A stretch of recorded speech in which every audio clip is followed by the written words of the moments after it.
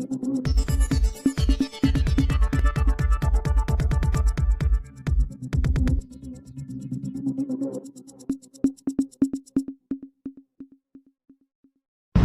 ખાતે મોટી સંખ્યામાં જિજ્ઞેશ મેવાણીના સમર્થકો કલેક્ટર કચેરીએ પહોંચ્યા। થરાદ 4 રસ્તાથી રેલી સ્વરૂપે મોટી સંખ્યામાં યુવાનો, વડીલો સહિત મહિલાઓ જોડાઈ દારૂ ડ્રગ્સ મુદ્દે કલેક્ટર કચેરીએ પહોંચી આવેદનપત્ર આપ્યું। આ રેલીમાં બનાસકાંઠા સાંસદ ગેનીબેન ઠાકોર, કોંગ્રેસ જિલ્લા પ્રમુખ ગુલાબસિંહ રાજપૂત સહિત મોટી સંખ્યામાં લોકો જોડાયા હતા। ડ્રગ્સ વેચાઈ ગાંજો, તરસ બધું વેચાઈ રહ્યું છે, તો કાયદેસર જો આમાં કડક નહીં થઈ તો ક્યારેક તમારા મારા પોતાના પરિવારમાં પણ આની અસર થશે। મેડિકલોની અંદર પણ નશાયુક્ત દવાઓ વેચાઈ રહી છે। સાહેબ, છોકરા કોલેજ કરવા આવે, ઘરથી પૈસા લઈને આવે અને ધંધો કરવાવાળા નવા છોકરાઓ પૈસા લઈને આવે, ડ્રગ્સના રવાડે ચડે છે અને સમગ્ર મહિલાઓ વતી પણ મારી માગણી છે કે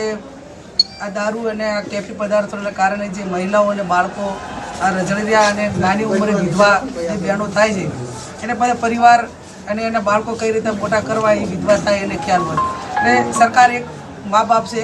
અને કાયદો અને વ્યવસ્થા જળવાય, પોલીસ પોતાનું કામ ઈમાનદારીથી આ ડ્રગ્સનું દારૂબંધીનું કરે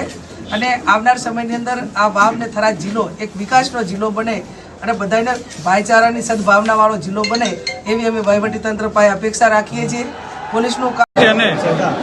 જે અહીંના પ્રાણ પ્રશ્નોને બાબતે જ્યારે સર્વ સમાજના લોકો ભેગા થઈ અને 2 દિવસથી ચાલતું મીડિયામાં